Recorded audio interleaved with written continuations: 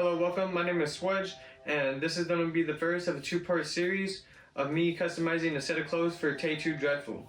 I'm going to be making this shirt into this, so stay tuned for that.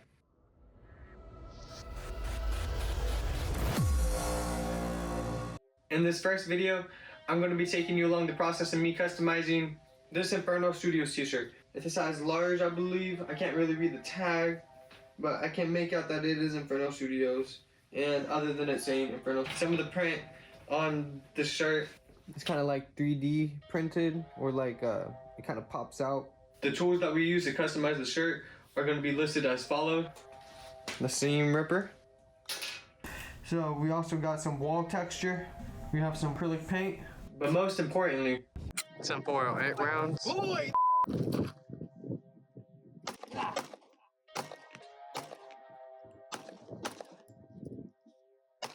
And some 306 rifle rounds.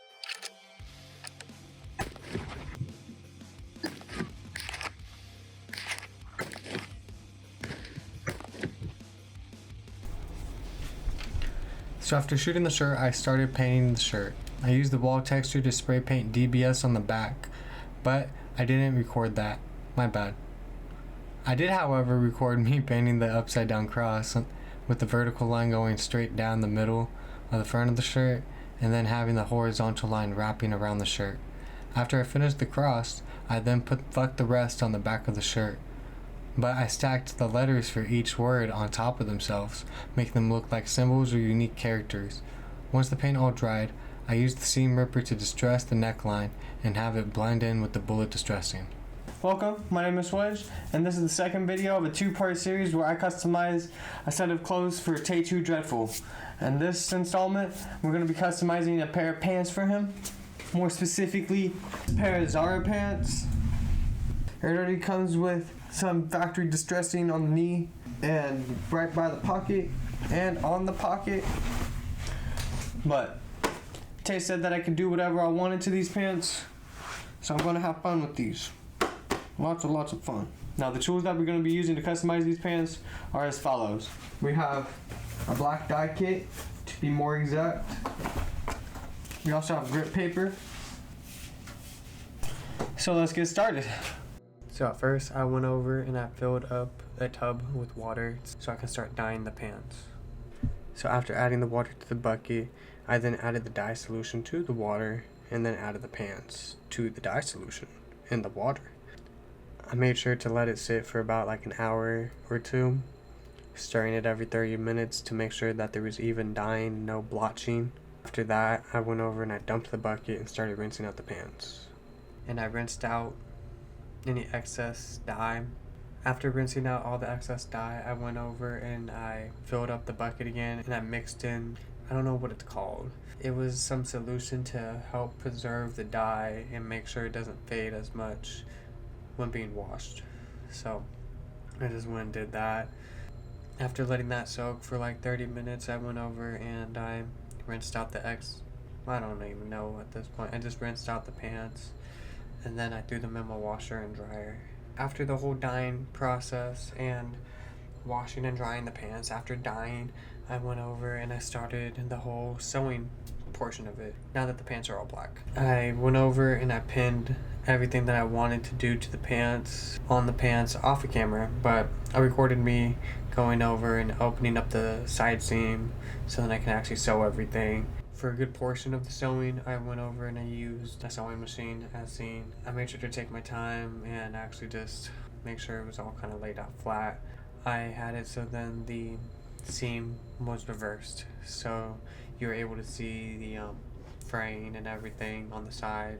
I think it just gives it a little nicer of like a distressed look, you know. You don't have to always do that, but I definitely like doing it. Because I have portions of denim wrap around the legs, I had to sew a section of it by hand to make sure that it fully wrapped around the leg while it's all closed up.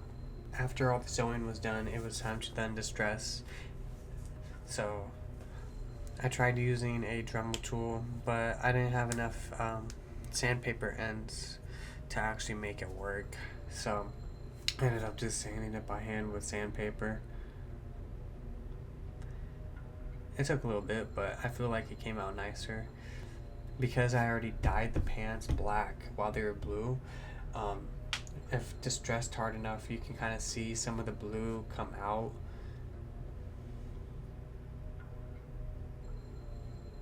I made sure to go over and just go against all the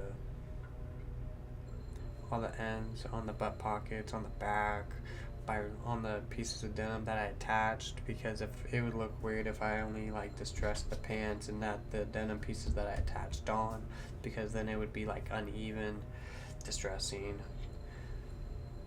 With uneven distressing, it just looks bad. It looks like the pants were kind of just made to be like that instead of worn and have it become that. So I went along the whole pants and just kind of sanded where I thought it would look really authentic. For a while I just had the pants hanging up on my wall in the living room because I would just stare at them every day and think about what am I going to be doing to them next. And I kind of just woke up and started distressing. Now that the pants are done, it is time to see the final result of the shirt and the pants. We're all going to die.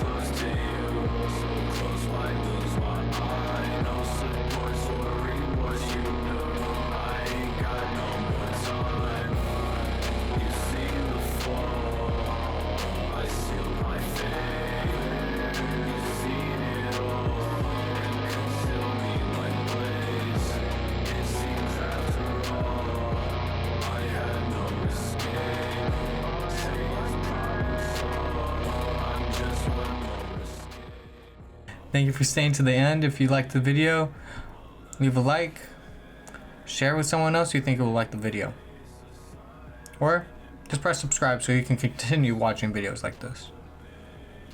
Thank you.